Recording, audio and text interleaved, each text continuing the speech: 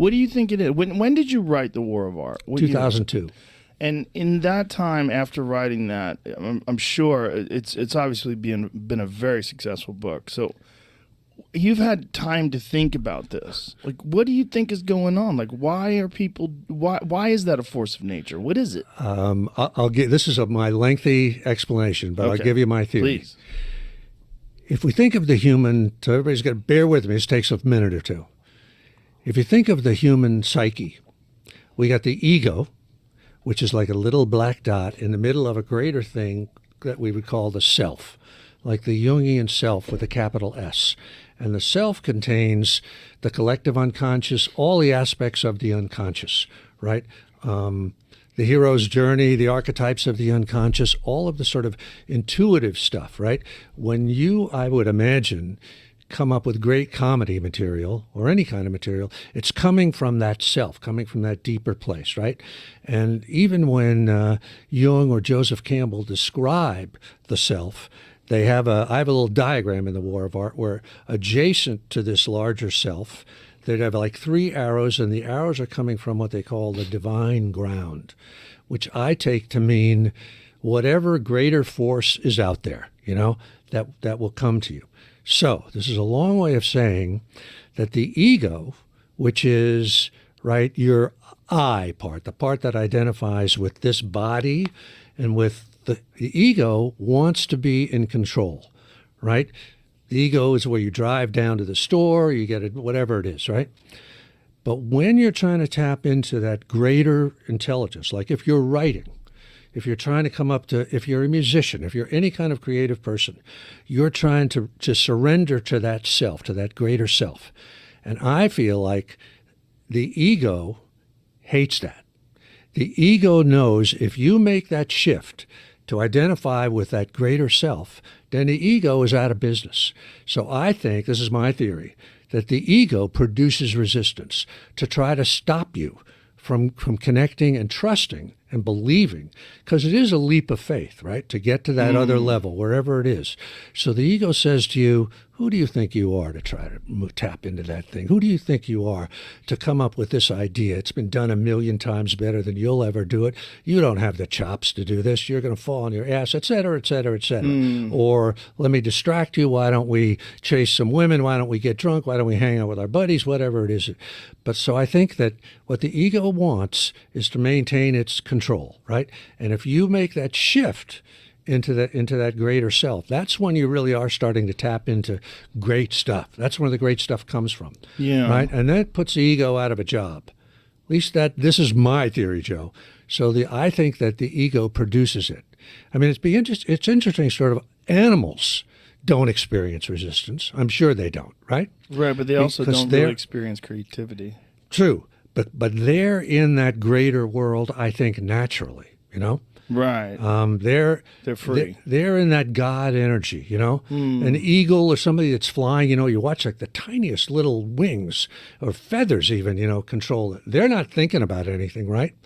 When they're hunting or whatever it is. So anyway, that's my theory on what resistance is. Now, Seth Godin, who he is.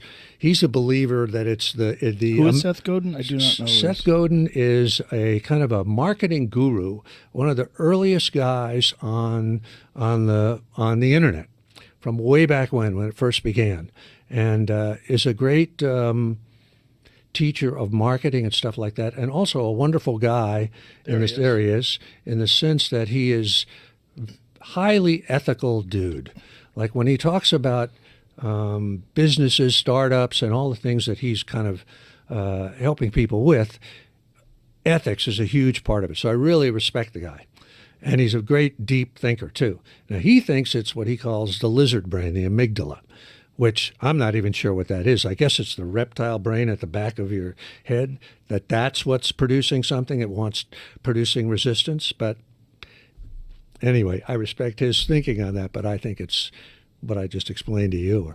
What you're saying makes a lot of sense.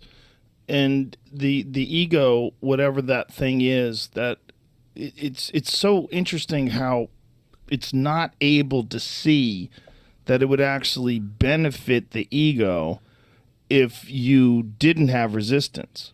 Yes. which is really weird. Yeah, it's weird, isn't it? Yeah, because if the ego was wise and had like foresight, it could see the future. Go, oh, if we just give in and relax and relinquish control, then we're going to come up with better stuff, and our life's going to be better. Be able to buy a nicer house. Yeah. Maybe be able to go on trips. Your work will do well. Everything will be good. It's a deep subject, because also if you think about the ego's view of what life is, I'm going to go into some deep stuff here. You don't mind this stuff, right? You don't have to clarify. Just the ego has a whole view. The ego believes that this material world is all there is, right? Yeah. The ego believes in death.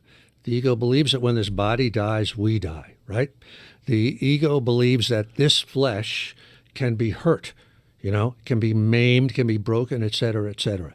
So the ego naturally lives in fear.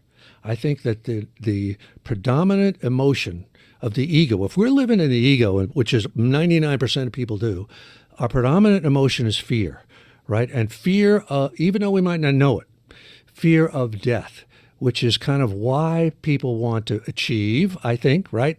Let me make a name for myself, blah, blah, blah. Why people want to have children will live on, why they have insurance, why they try to succeed and have a big house and this and that and the other thing, right? That's all sort of coming out of a mindset of fear. Whereas this giant self, in my opinion, the bigger self that is connected to the thing, its predominant emotion is love, if you ask me. Now, the ego, another thing the ego believes is that I am separate from you, right? We are all separate individuals, right? I could hurt you and it won't hurt me. That's what the ego thinks, right? That's why so much of the evil that happens in the world comes out of that, right? We can torture these sons of bitches and it won't happen to us, right? Nothing bad will happen to us. But the self believes exactly the opposite. Once you get into that deep level, right, that we are not separate from one another, that you and I are bound together in some kind of way, along with all of humanity and all of the animal life and all of the planet, all of the oceans and all of that. And so the predominant emotion in that self is the emotion of love. So the ego, this is my belief anyway, the ego being centered in fear is going to try to hang on to what it's got, right? If the ego thinks that it's living our life, it's calling the shots, it's going to hang on to that, out of fear, and won't. That's why I think it's so strong.